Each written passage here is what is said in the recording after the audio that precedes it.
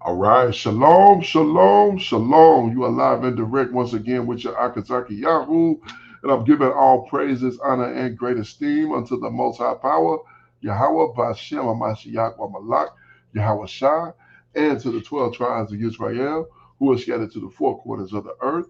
I say shalom wa baruchim. That is peace and blessings. And I cannot wait to the day when the Most High brings us back together and we are once again 12 tribes, one family, one nation, under the Most High Power, under one covenant, back in our own land with a heart of flesh and no more a heart of stone, with our enemies, our adversaries, and all those who hate us under our feet. All praises to the Almighty Yah. Hallelujah. So be it. Hallelujah. Yes, indeed. I'm joined this evening, as always, by my most esteemed Ak Kenaniah. Shalom, Aki. Hey, Shalom Aki. Shalom Yasharal, Kal Halal Yahweh, Bahashem Hamashiach wa Malak Yahweh Shah, Barakatham. Yes, indeed. All praises to Yahweh in the name of his beloved son, Yahweh Shah, the Messiah and King. Bless you. Yes, indeed. Welcome one, welcome all to this video review on this Yom Shishi evening as we get into this particular video coming directly to us from Black Journals. As always, shout out to Black Journals for the magnificent work that they do, providing us with plenty of good information to look at and review. This is Britain's legacy of Black oppression. Will shock you. Let's see how it's not difficult. It's not easy to shock me, but let's see. Let's get to it and get through it. Here we go.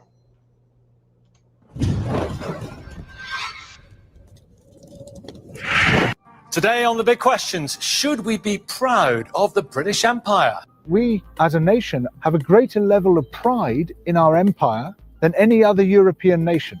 People look back with nostalgia to Britain's imperial past.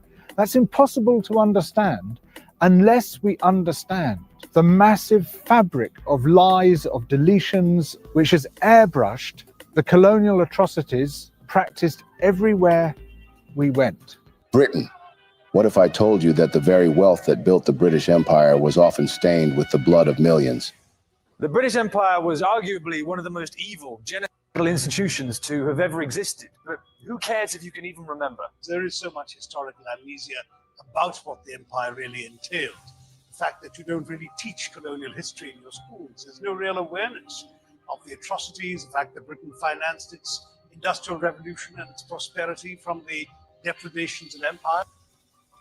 British colonialism was responsible for more than 100 million deaths in India. Britain took around $45 trillion out of India between 1765 and 1938. That's 14.5 times the size of the British economy today. And that's just the tip of an iceberg when it truly comes to the whole damage done by the British in their quest for colonial power. Forcing countries to give up their natural resources, enforced by international debt, and what we see is a net drain of wealth from the poor nations into the rich nations. This wealth is not just being taken from other people in the world today, it's also being taken from future generations. When we think of Britain, images of tea, crumpets, and the grandeur of the monarchy often come to mind. But beneath this polished veneer lies a history that is as shocking as it is profound, a legacy of colonial crimes that reshaped nations to their ruin and devastated lives. The highest award given to British officials who work abroad is the Order of St. Michael and St. George. This consists of a star with a little enameled painting, and the painting shows the angel St. Michael standing on the neck of the devil, and the devil is a black man. This image is very similar to one that we've become familiar with. A policeman kneeling on George Floyd's neck as he says, "I can't breathe."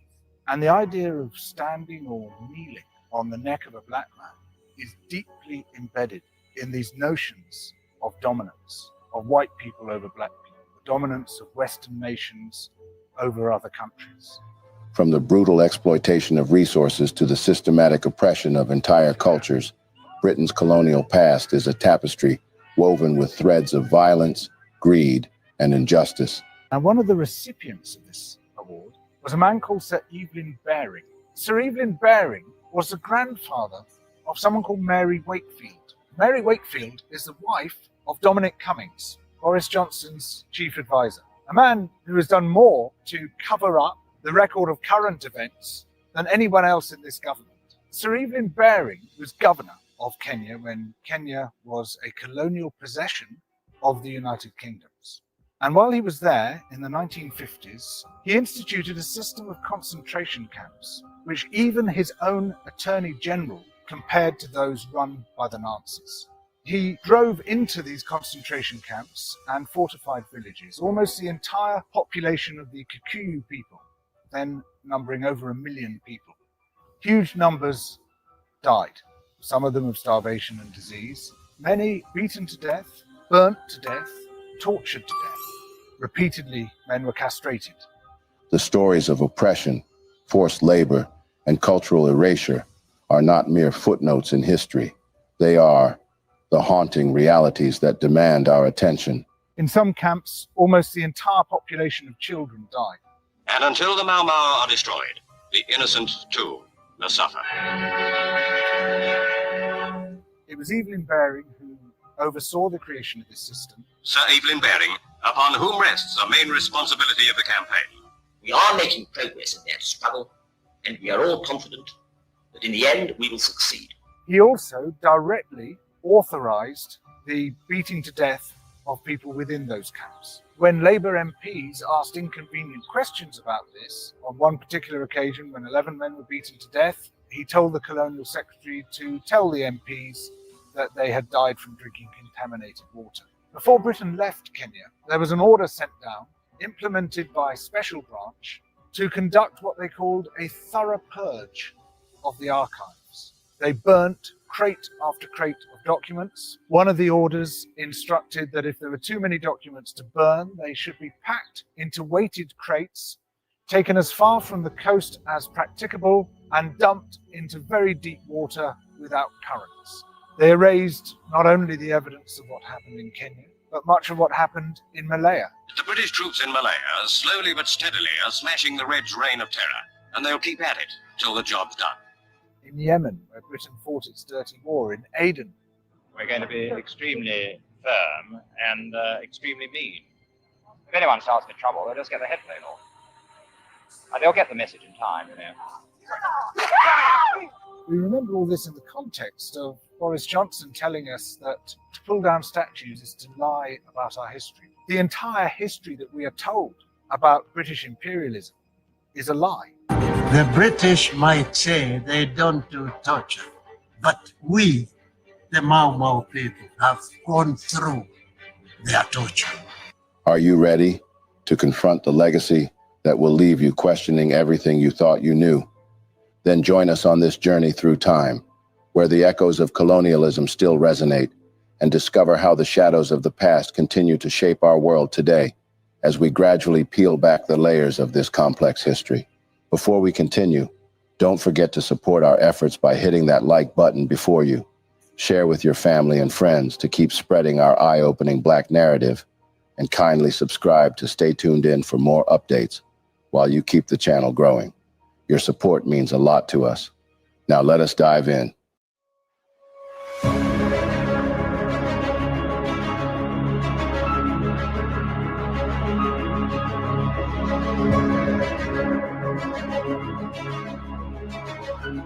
The British Empire, at its height, was the largest empire in history. It controlled roughly a quarter of the world's population and landmass, ruling over 458 million people, spanning continents and encompassing diverse cultures and societies. However, this expansion was often accompanied by a series of crimes and injustices. Its colossal achievement was further built upon systematic violence, from colonial mass killings and concentration camps to engineered famine and systematic torture. Up to 29 million Indians starved to death under British rule, while we exported and stockpiled millions of tons of food from the country. Former British Prime Minister Winston Churchill once said, and I quote, "I hate the Indians. They are beastly people with a beastly religion. The famine was their own fault, for breeding like rabbits. Incidentally, we just put Winston Churchill on our £5 note. Yes, you heard correctly. Their bestiality was glorified instead. In the cases of India and Palestine, British imperial rule ended in ongoing and bloody legacies of partition that have left lasting scars on the nations and peoples affected. Up to 1,000 peaceful protesters were butchered by British colonial troops. The empire was much more invasive and destructive than many people realize. From the Americas to Africa, Asia, and the Pacific, the British Empire engaged in a wide range of oppressive and exploitative practices that have had lasting impacts on the societies and cultures of the colonized peoples. To better understand the degree of the heinous crimes perpetrated on humanity by British colonialism, let us take them one after the other. 1. The transatlantic slave trade. Britain was a major participant in the transatlantic slave trade, which involved the forced transportation of millions of Africans to the Americas between the 16th and 19th centuries, primarily to work on plantations. This triangular trade involves sending manufactured goods to Africa, trading them for enslaved people, and then transporting these individuals to the Americas to be sold for raw materials that were then shipped back to Europe. By the 1480s, Portuguese ships were already transporting Africans for use as enslaved laborers on the sugar plantations in the Cape Verde and Madeira Islands in the Eastern Atlantic. Spanish conquistadors took enslaved Africans to the Caribbean after 1502, but Portuguese merchants continued to dominate the transatlantic slave trade for another century and a half, operating from their bases in the Congo-Angola area along the west coast of Africa. The Dutch became the foremost traders of enslaved people during parts of the 1600s, and in the following century, English and French merchants controlled about half of the transatlantic slave trade, taking a large percentage of their human cargo from the region of West Africa between the Senegal and Niger rivers. In 1713, an agreement between Spain and Britain granted the British a monopoly on the trade of enslaved people with the Spanish colonies. Under the Asiento de Negros, Britain was entitled to supply those colonies with 4,800 enslaved Africans per year for 30 years. The contract for this supply was assigned to the South Sea Company, of which British Queen Anne held some 22.5% of the stock. Probably no more than a few 100,000 Africans were taken to the Americas before 1600. However, in the 17th century, demand for enslaved labor rose sharply with the growth of sugar plantations in the Caribbean and tobacco plantations in the Chesapeake region in North America. The largest numbers of enslaved people were taken to the Americas during the 18th century, when, according to historians' estimates, nearly 3/5 of the total volume of the transatlantic slave trade took place. The Atlantic Passage, or Middle Passage, usually to Brazil or an island in the Caribbean, was notorious for its brutality and for the overcrowded, unsanitary conditions on slave ships in which hundreds of Africans were packed tightly into tiers below decks for a voyage of about 5,000 miles, 8,000 kilometers, that could last from a few weeks to several months. They were typically chained together, and usually the low ceilings did not permit them to sit upright. The heat was intolerable, and the oxygen levels became so low that candles would not burn. Because crews feared insurrection, the Africans were allowed to go outside on the upper decks for only a few hours each day. Historians estimate that between 15 and 25% of the enslaved Africans bound for the Americas died aboard slave ships. After Great Britain outlawed slavery throughout its empire in 1833, the British Navy diligently opposed the trade of enslaved people in the Atlantic and used its ships to try to prevent slave trading operations. Brazil outlawed the trade of enslaved people in 1850, but the smuggling of newly enslaved persons into Brazil did not end entirely until the country finally enacted emancipation in 1888. Unfortunately, the slave trade had devastating effects in Africa. Economic incentives for warlords and tribes to engage in the trade of enslaved people promoted an atmosphere of lawlessness and violence. Depopulation and a continuing fear of captivity made economic and agricultural development almost impossible throughout much of Western Africa. And most unfortunately is the fact that a large percentage of the people taken captive were women in their childbearing years and young men who normally would have been starting families. The European enslavers usually left behind persons who were elderly, disabled, or otherwise dependent, groups who were least able to contribute to the economic health of their societies. 2. The Mau Mau uprising in Kenya. I was involved in the Mau Mau legal case in 2011-2012 as an expert witness, and a request by the court in the Mau Mau case brought the Hanslope disclosure to light. However, the British government deliberately settled the case out of court in order to avoid a full hearing where the details of what had happened would be rehearsed. They knew it. They wanted only to deny. And therefore, only a very small fraction of the documents were actually used. And it's only now, several years on, we've had time to look at these documents more closely, that we can really begin to tell you what those documents revealed. The Mau Mau uprising was a significant period in Kenyan history that took place between 1952 and 1960. It was a violent and bloody conflict between the British colonial authorities and the Mau Mau rebels, who were fighting for independence and land rights. The Mau Mau were both a political organization and a paramilitary group, which rose in revolt during the 1940s, eventually breaking into open warfare with the British and other imperial troops in 1952. The majority of the Mau Mau revolutionaries were the Kikuyu people. The revolt was sparked by a number of factors, including land grievances, political marginalization, and economic exploitation. The Kikuyu people, who made up the majority of the population in Kenya, had been dispossessed of their land by British settlers and were forced to work as laborers on European-owned farms. Many Kikuyu also felt that they were being denied political rights and opportunities for advancement in the colonial administration. So, in response to the rebellion, the British colonial authorities declared a state of emergency in Kenya and launched a brutal counterinsurgency campaign to suppress the Mau Mau. After declaring an emergency, the British pursued a policy of divide and conquer. Civil liberties were suspended. Kikuyu were rounded up into work camps. 1.5 million people were held in camps or villages surrounded and fortified by British troops. The camps bore signs which read, "Labor and freedom."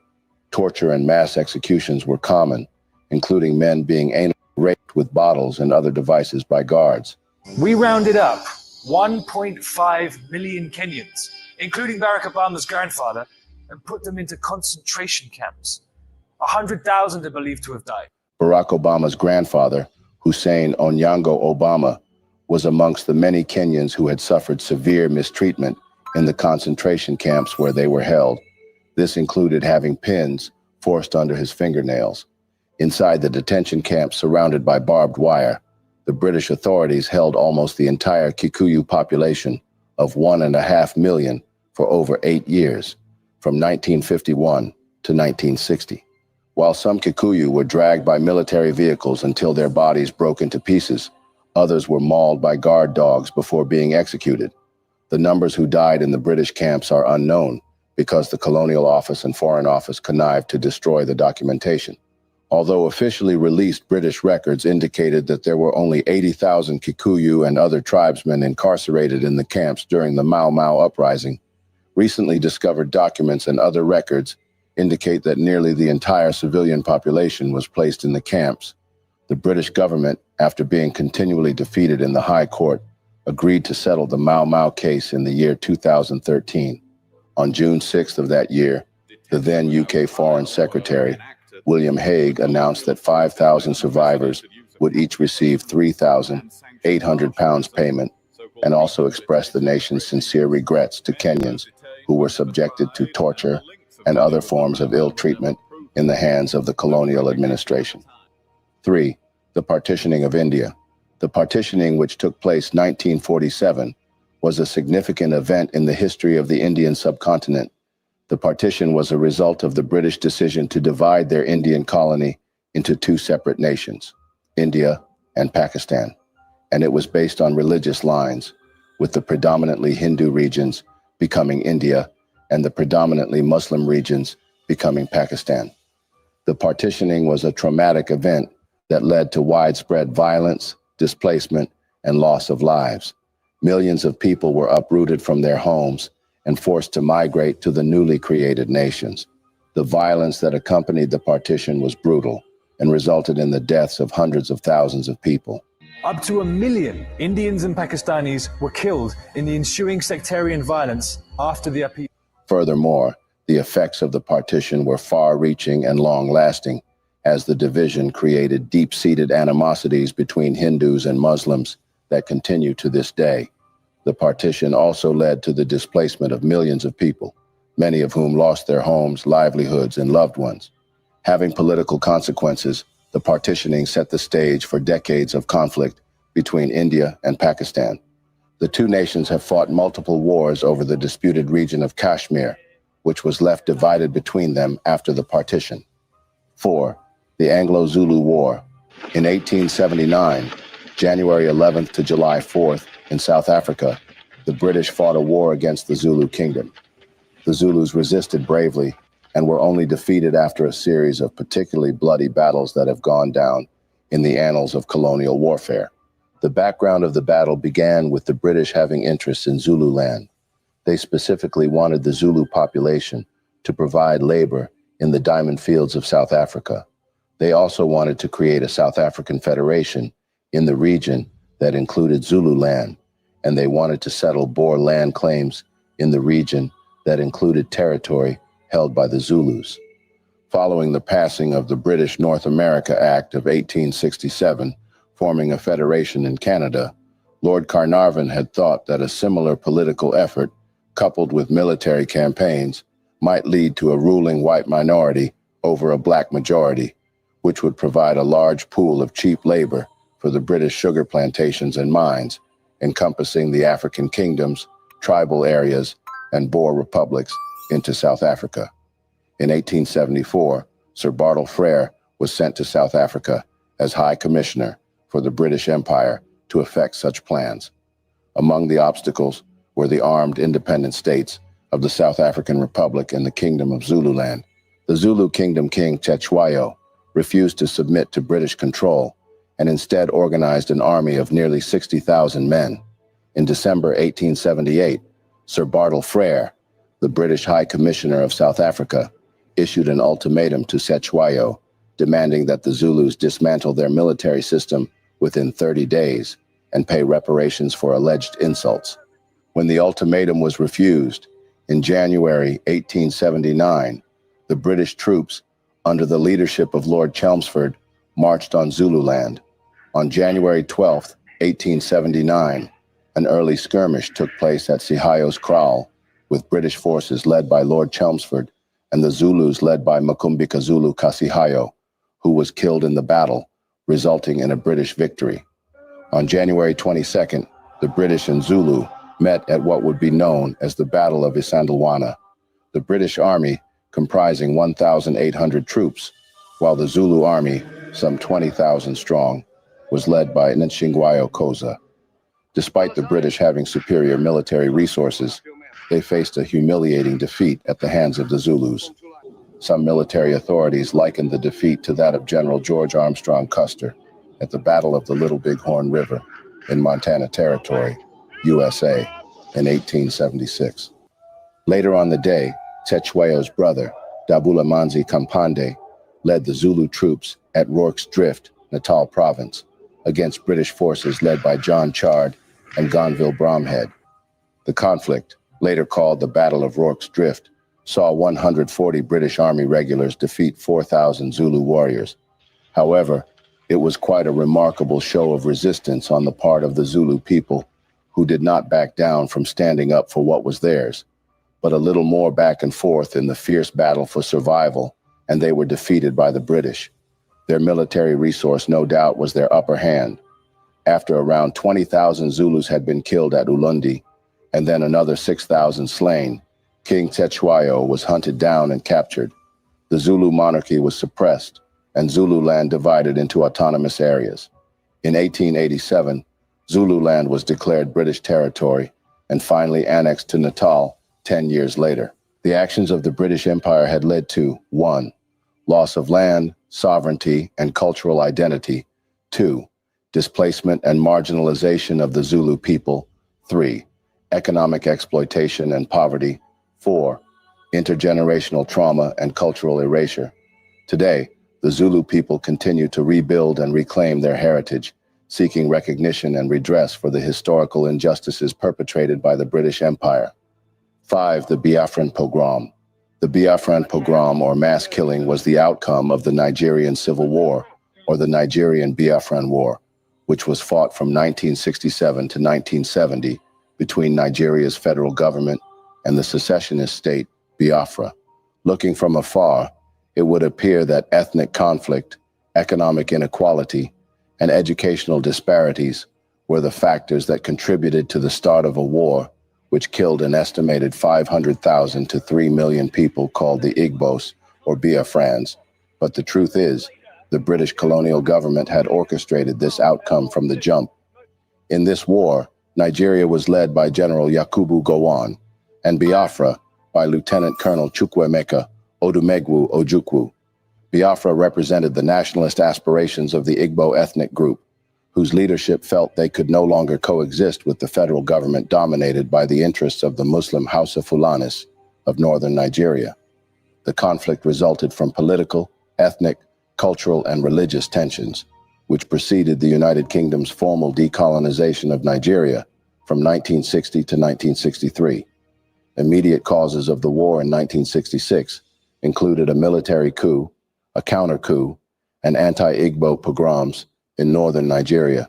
This civil war can be connected to the colonial amalgamation in 1914 of the Northern Protectorate, Lagos Colony, and Southern Nigeria Protectorate, which was intended for better administration due to the proximity of these protectorates. However, the amalgam didn't take into consideration the differences in the culture and religions of the people in each region. This the British colonialist had intentionally positioned to keep them always coming into the nation's affairs. Thus, unhealthy competition for political and economic power cannot be avoided. After a pogrom of Igbos in northern Nigeria in May 1967, the Igbo people seceded from Nigeria and declared the establishment of the Republic of Biafra. The British government at this point demanded that Nigeria must stay as one country, despite huge religious, linguistic, and ethnic differences. However, with the help of the British, the Nigerian government would blockade Biafra in order to starve its population. The British government would also be the main suppliers of firearms to the Nigerian army during this war in question. Between 1966 and 1970, more than 3 million of the Igbo tribe were murdered in the Biafran War. Alongside the concurrent Vietnam War, the Nigerian Civil War was one of the first wars in human history to be televised to a global audience. In mid-1968, images of malnourished and starving Biafran children saturated the mass media of Western countries. The plight of the starving Biafrans became a cause célèbre in foreign countries. 6. The Second Anglo-Boer War. The Second Anglo-Boer War, also known as the South African War, was fought between the British Empire and the two Boer republics of the Orange Free State and the South African Republic, Transvaal, from October 11, 1899 to May 31, 1902. The conflict was sparked by tensions over British imperial ambitions in South Africa and the Boers' desire to maintain their independence and control over their territories. The war began in October 1899 when the British, under the leadership of Sir Redvers Buller, invaded the Boer republics in an attempt to assert their dominance. The Boers, who were skilled guerrilla fighters, initially had the upper hand and inflicted several defeats on the British forces. However, the British eventually gained the upper hand due to their superior numbers and resources. Under pressure to swiftly conclude the Second Anglo-Boer War from 1900 to 1902, the British Army, under General Kitchener, launched a brutal campaign to systematically clear Boer guerrilla fighters from the South African Republic and Orange Free State. Kitchener's troops established a network of concentration camps, burnt farms, and slaughtered livestock. They subsequently deployed waves of irregular troops and mobile columns to hunt down the guerrillas. The camps were set up to house Boer women and children who were displaced by the war and to prevent them from aiding the Boer guerrilla fighters. Conditions in the camps were harsh and overcrowded, with inadequate food, shelter, and medical care. The camps were poorly managed, and disease spread quickly among the inhabitants. Many of the women and children in the camps died from malnutrition, diseases such as typhoid and dysentery, and exposure to the elements. The effects were devastating. The British authorities justified the establishment of the camps as a necessary measure to control the Boer population and to prevent them from supporting the Boer fighters. The Boer women and children in the camps were subjected to harsh treatment by the British authorities, who viewed them as enemies of the state. Many of the women were separated from their children and forced to perform hard labor in the camps. In the end, almost 28,000 Boers died in British concentration camps, and about 22,000 of them were children, though the British failed to keep records for the estimated 20,000 Black Africans that also died in the camps. 7. The Amritsar mass execution. The Amritsar mass killing, also known as the Jallianwala Bagh mass killing, was a tragic event that took place on April 13, 1919, in the city of Amritsar, in the Punjab region of India. The mass unaliving was carried out by British troops under the command of Brigadier General Reginald Dyer, and resulted in the deaths of hundreds of unarmed Indian civilians. The events leading up to the mass killing began with the implementation of the Rowlatt Act in 1919, which allowed the British government to imprison individuals without trial. This act was met with widespread protests and strikes across India, as Indians felt that their civil liberties were being violated. In Amritsar, tensions were particularly high due to the presence of a large number of Sikh pilgrims who had gathered to celebrate the festival of Baisakhi. So, on April 13th, 1919, a large crowd of around 10,000 people gathered in the Jallianwala Bagh, a public garden close to the Golden Temple complex in the city of Amritsar. While some were there to protest colonial laws against public gatherings, others were there to take part in the Baisakhi festival and usher in the arrival of spring. Brigadier Reginald Dyer, who had been sent to Amritsar to restore order, arrived at the scene with a group of soldiers and, without warning, ordered his troops to open fire on the unarmed crowd. The soldiers fired indiscriminately into the crowd for about 10 minutes until they ran out of ammunition, killing and injuring hundreds of people, including women and children. The mass killing was brutal and merciless. Many of the victims were shot in the back as they tried to flee. The soldiers further blocked the only exit to the garden, trapping the crowd inside and preventing them from escaping. However, the mass killing sparked outrage and condemnation, both in India and around the world. Mahatma Gandhi, who was leading the nonviolent resistance movement against British rule, described the mass killing as an act of wanton cruelty and called for a nationwide protest. The British government, however, defended Brigadier Dyer's actions, claiming that he had acted in self-defense and to maintain order. In the aftermath of the gruesome mass killing, the British government set up a committee of inquiry, known as the Hunter Commission, to investigate the events at Amritsar. The commission found Brigadier Dyer guilty of excessive and indiscriminate force, and he was removed from his command. Nevertheless, he was not prosecuted for his actions, and was even hailed as a hero by the British public, who raised £26,000 for him as a thank you. The Amritsar mass killing stands as one of the most bloody episodes of violence against peaceful protesters in the history of the British Empire. 8. The Bengal Famine. The Bengal Famine of 1943 was one of the most devastating famines in Indian history, resulting in the deaths of millions of people. The famine was caused by a combination of factors, including a severe cyclone that hit the region in October 1942, destroying crops and infrastructure, and the policies of the British colonial government. The cyclone destroyed large areas of farmland in Bengal, leading to a significant decrease in food production. But instead of finding ways to salvage the situation, the British government, under pressure from World War II, implemented policies that exacerbated the famine. They diverted food supplies from Bengal to feed the British troops and the war effort, leading to a shortage of food in the region.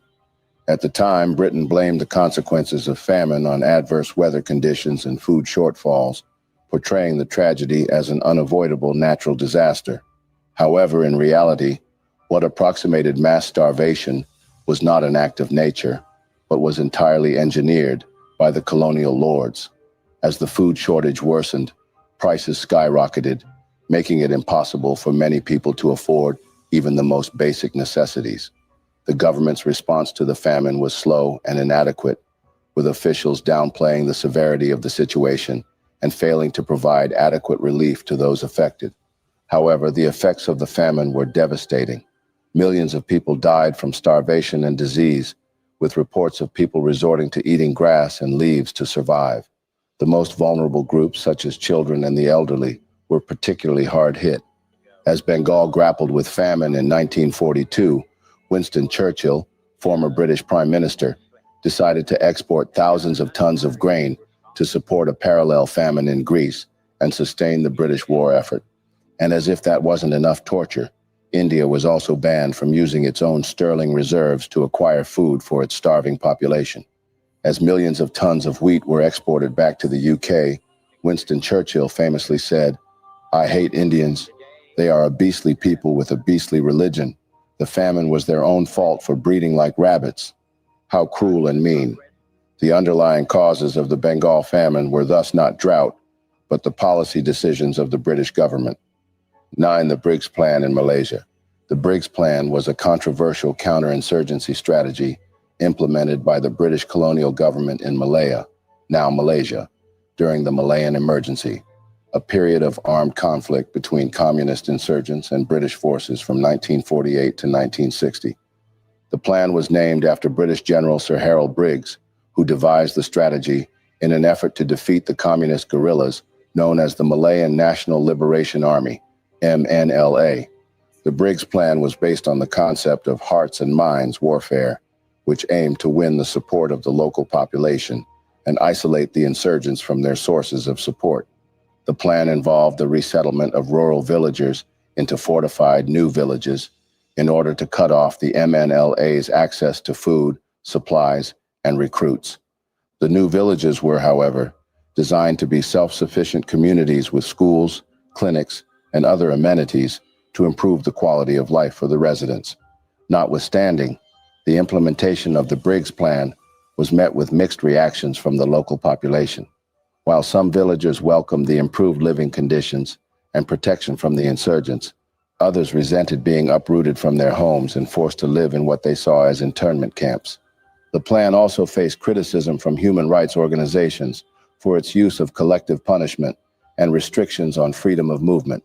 Despite these challenges, the Briggs Plan was ultimately successful in weakening the MNLA and restoring government control over the rural areas of Malaya.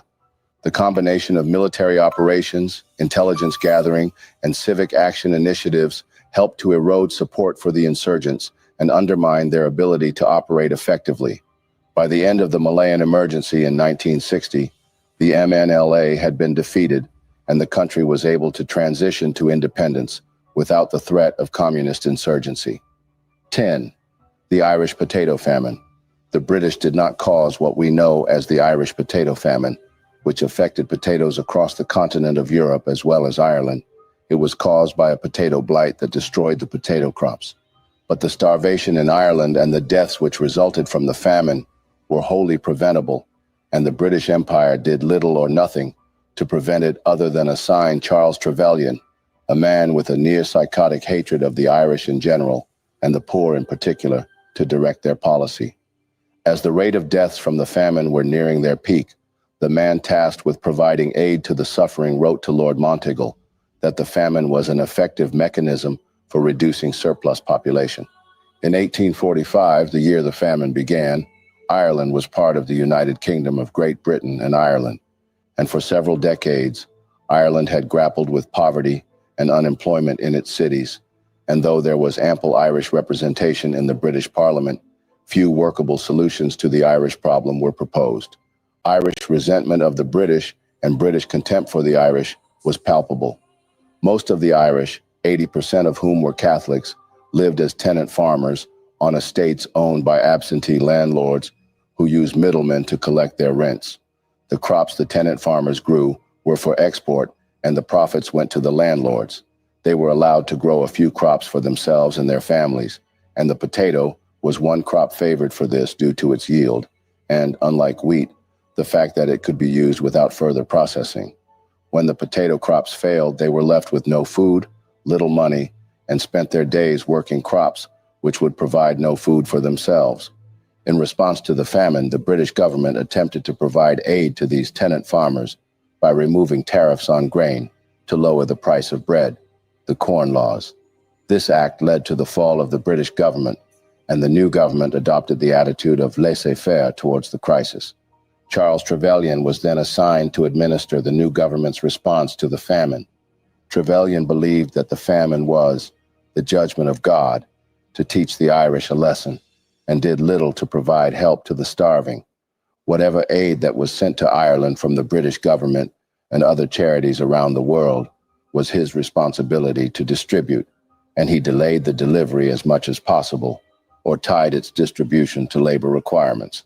In 1847, Parliament passed the Irish Poor Laws, which established both workhouses and soup kitchens.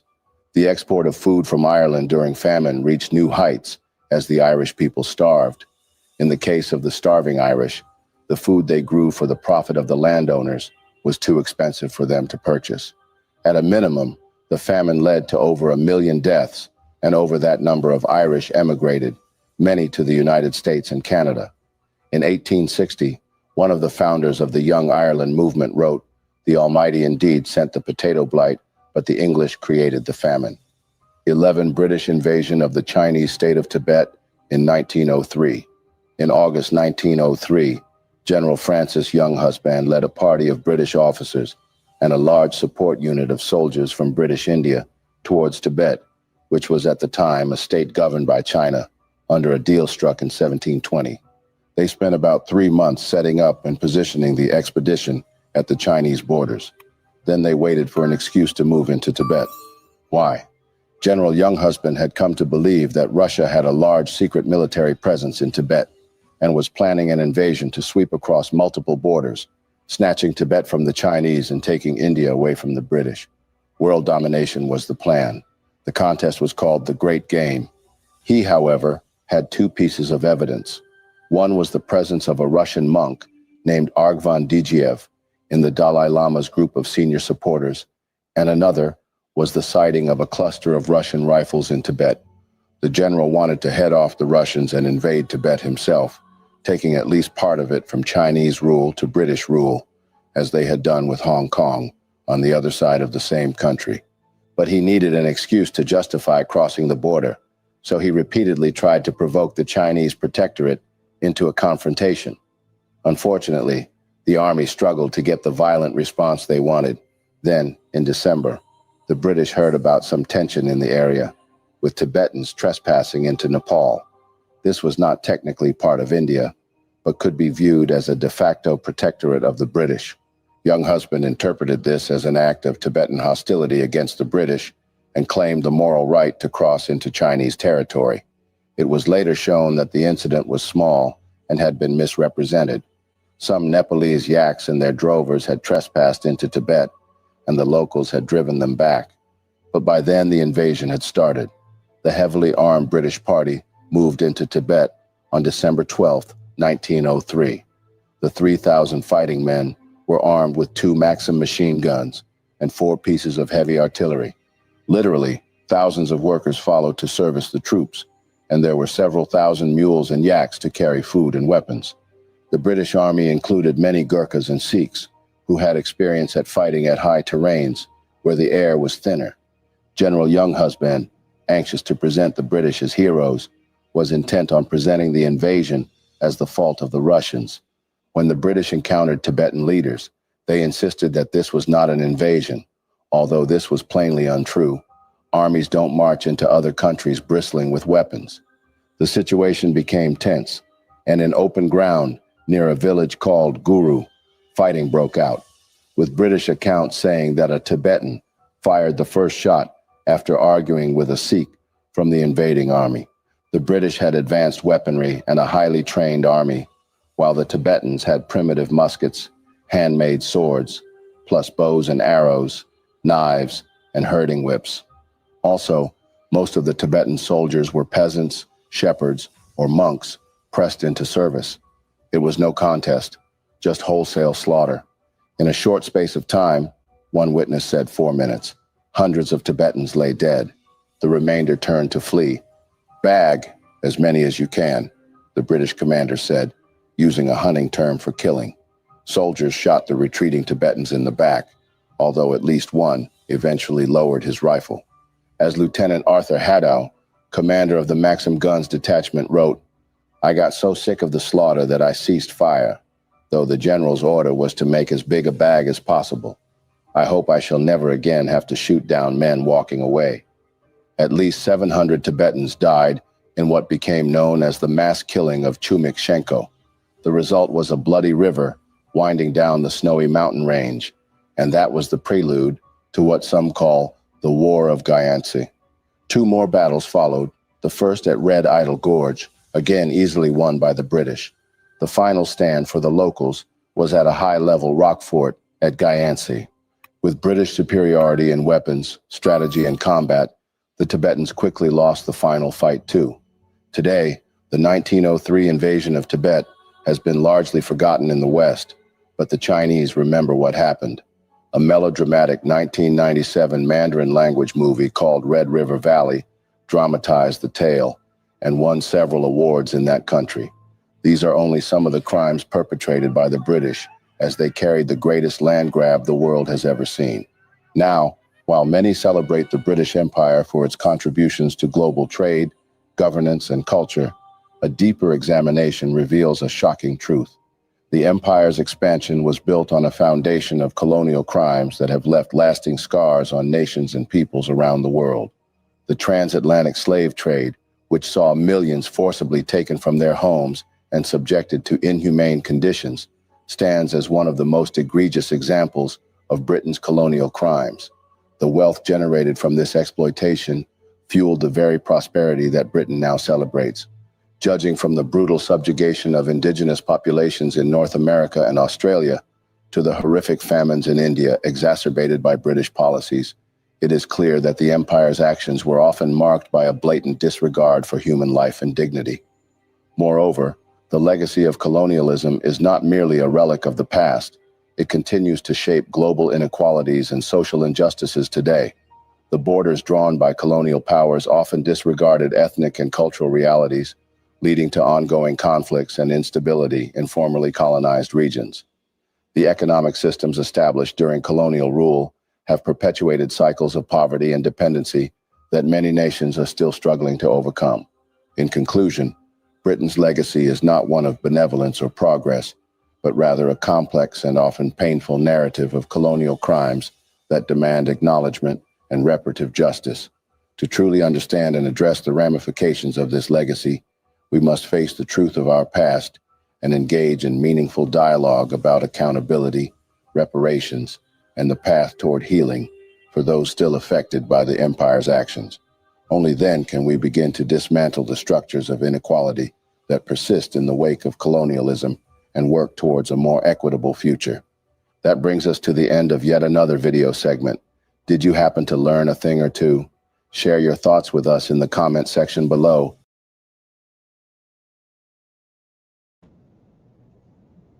All right, man. Whew. You know, as unsurprising as these things are, that never takes away from the sting, from the heat that this information brings. And it brings heat. It brings heat because my body temperature always goes up because of the audacity. And then they have the nerve with a straight face to act like everything is copacetic. Everything that they've acquired was done on the up and up. And that's what they want people to believe. But that's not the case. That's never the case. You stole everything you have, and yet you want to be viewed as straight up and down, which is insanely crazy. But you know, our people was in this video. They talked about the Igbo. Those are our people. When they talked about some of those folks in Kenya, I wouldn't say all of them. Some of them were our people. The Kiku, yeah. Khan, yeah. So, you know, it's difficult. It's difficult because I want to say, you know, these damn devils always got their hand into some foolishness, and they think that everything is just no big deal. But, you know, it's frustrating. It's frustrating. Anyhow, I would venture to say that what I hope you took away from this video was to understand that British colonial power did evil. And I hope you can see that clearly, that it was evil. They did evil. And despite how they describe it, it was evil. And if you understand that, then you'll understand the punishment that's coming. Because there is a rendering of judgment that will be to these people, as well as those people, as well as all these other people who have done evil to people, especially my people, our people in this earth. And judgment will be rendered severely and harshly. And once it is rendered, nobody has any reason to say, oh, that's too much. No, because they have made a bed of evil. And it's going to be returned to their own head, according to the power of my fathers. So I'm going to rest there. Go ahead, Akeem. Khan, you know, just land backing off of, you know, your final statements.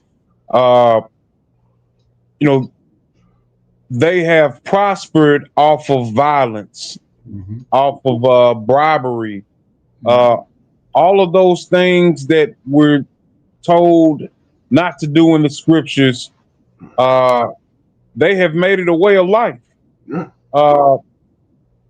You know, I'm absolutely ecstatic and thrilled that I'm not one of them.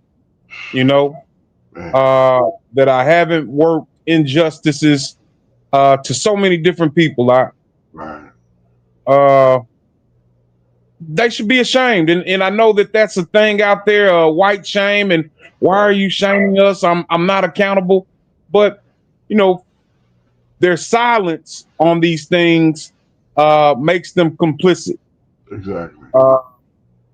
A lot of people, and even America, being under the umbrella of Britain, you know, have worked a lot of wickedness for a lot of people. A lot of different nations have suffered. You know, we know that the scriptures say that when the righteous are in rule, the people rejoice, and you know, when the wicked are in rule, you know, the people mourn. And I'm kind of paraphrasing that, the last end of that, but you know, I will be so pleased that when our kinsman redeemer, our king, our Mashiach returns and restores order and righteousness reigns. All praises to the Most High for all that he's done, all that he's doing, and all that he will do. Hallelujah. Hallelujah. Yes, indeed. I can't wait for that redemption to come. We anxiously anticipate the return of Hamashiach, and the taking away of evil from the earth. And if you ask people, do they want to see evil taken away from the earth? All you got to do is ask that question. I guarantee you, those who have benefited from it, they're not going to want to see it go, because they know that that benefit goes with that. That the way that they have, the circumstances in which they, the circumstances in which they have benefited, there's no way that you're going to have that benefit absent the evil that goes with it. So, all right. We do this for a specific purpose. We're going to close on out here. And we do this for a specific purpose.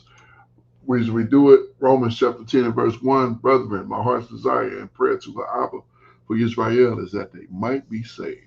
We want to see our people saved. We want to see our people set free. We want to see our people put on the path that the Most High have made for us. That's what we want to see.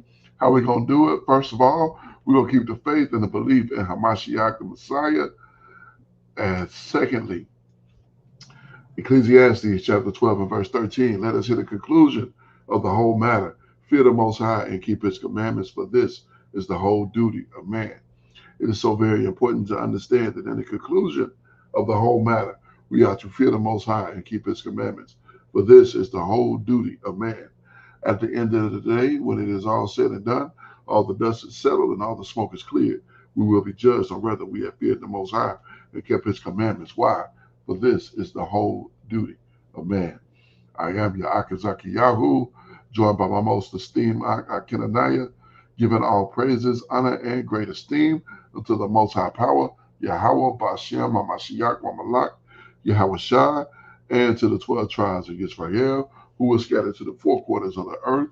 I say shalom, wa baruki, peace and blessings. And I cannot wait to the day when the Most High brings us back together, and we are once again 12 tribes, one family, one nation, under the Most High Power, under one covenant, back in our own land with a heart of flesh and no more a heart of stone, with our enemies, our adversaries, and all those who hate us under our feet. Until that day come, shalom, family. Shalom, Mr. Bakar. All praises to the Most High. Praise you, Abba Yah, Kwam Yasha'Allah, Kwam Yasha'Allah, and Barak Hashem Yahweh.